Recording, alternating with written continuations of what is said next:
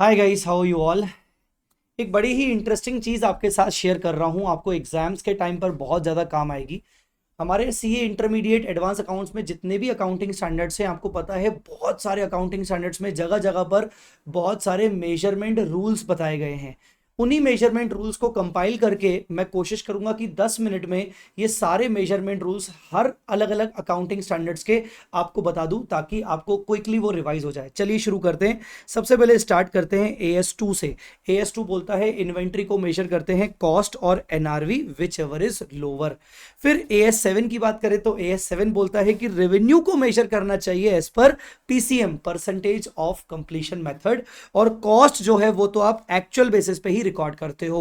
पर हां, अगर आपका आउटकम प्रोबेबल नहीं है तो ऐसे केस में रेवेन्यू के ऊपर आप PCM नहीं लगाते हो, फिर आप रेवेन्यू को रिकॉग्नाइज करते हो equal to the cost incurred till date of which recovery is probable. जितने कॉस्ट की रिकवरी प्रोबेबल है उतना ही रेवेन्यू रिकॉर्ड करते हो।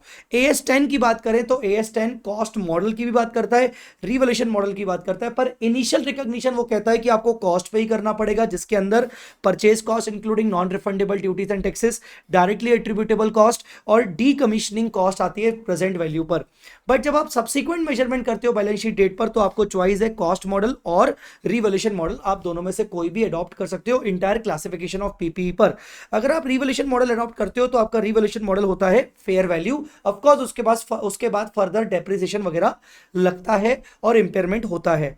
बट आगे एक और चीज वो बोलता है कि अगर आपकी असेट रिटायर हो चुकी है एक्टिव यूज से, फिर आपको डेप्रिसिएशन लगाने की जरूरत नहीं है। फिर ऐसे केस में आप अपनी असेट को कैरिंग अमाउंट और NRV which ever is lower पे मेजर करोगे PPE को।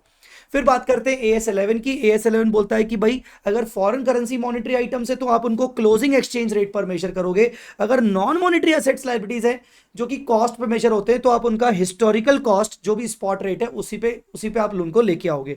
AS12 की बात करें गवर्नमेंट ग्रांट्स, तो गवर्नमेंट ग्रांट अगर आपको काइंड में मिल रही है, काइंड में अगर आपको असेट मिल रही है तो आप उसको फ्री में मिल रही है तो आप उसको रिकॉर्ड करते हो नॉमिनल वैल्यू पे। नॉमिनल वैल्यू मतलब 1 रुपी, 10 रुपी, 100 रुपए।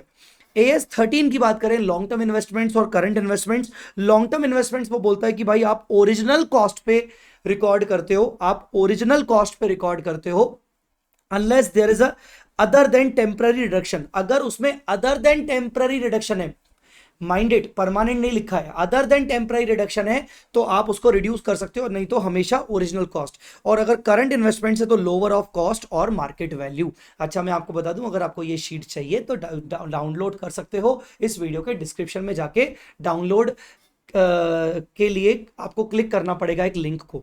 ठीक है, आगे AS14 की बात करें, अमेलगमेशंस की बात करें, तो वहां पर in the nature of purchase के केस में आप नेट असेट्स को बुक करते हो फेयर वैल्यू पर, अगर क्वेश्चन में गिवन होगा।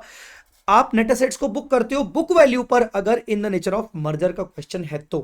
AS15 की बात करें तो AS15 बोलता है प्लान असेट्स को हम हमेशा फेयर वैल्यू करते हैं। और DBO लायबिलिटी की बात करें तो एज पर एक्चुअल वैल्यूएशन होता है। हालांकि एक्चुअल वैल्यूएशन का मतलब होता है कि आपने करंट सर्विस कॉस्ट बढ़ा दिया, इंटरेस्ट कॉस्ट बढ़ा दिया।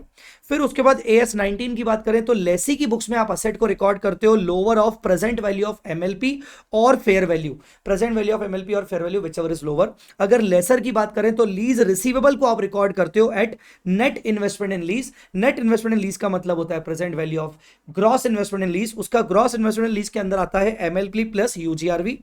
AS21 की बात करें कंसोलिडेशन, तो वो बोलता है कि सब्सिडरी के नेट असेट्स को आप फेयर वैल्यू पे लेके आओगे। AS23 की बात करें तो वो बोलता है कि इन्वेस्टमेंट इन एसोसिएट को आप इक्विटी मेथड पे रिकॉर्ड करते हो। इक्विटी मेथड बोलता है कि एसोसिएट के जितने भी नेट असेट है, फेयर वैल्यू नेट असेट है, उसके प्रपोर्शन में अपने इन्वेस्टमेंट को दिखाओ। AS26 बोलता है कि भाई हमेशा आपको कॉस्ट मॉडल ही अडॉप्ट करना पड़ेगा, नो रिवैल्यूएशन, और फर्दर अमोर्टाइजेशन भी आप रिस्पेक्टिवली करोगे। ऑफकोर्स इंटेंजिबल असेट का इंपेयरमेंट हो सकता है जैसे PPE का हो सकता है। फिर AS28 की बात करें तो इंपेयरमेंट लॉस निकालने के लिए वो बोलता है कि अगर कैरिंग अमाउंट हायर है और रिकवरेबल अमाउंट लोअर है तो इंपेयरमेंट लॉस लगेगा। और रिकवरेबल अमाउंट का मतलब होता है हायर ऑफ NSP मतलब net selling price, and value in use. Value in use मतलब present value of future cash flows. Guys I hope आपको इन 5 मिनट के अंदर अंदर पूरा का पूरा ये मेजरमेंट रूल समझ में आए होंगे। अगर पसंद आया तो बेटा लाइक जरूर करना, शायद आपको मतलब मेरी दुआएं लग जाएंगी, और दुआएं लग गई ना तो मैं बता रहा हूं एक बार में सीए बन जाओगे। तो पसंद आया तो जरूर लाइक करना, और अभी बाकी सभी दोस्तों के साथ जरूर शेयर करना। Thanks a lot guys, bye bye, take care, all the best.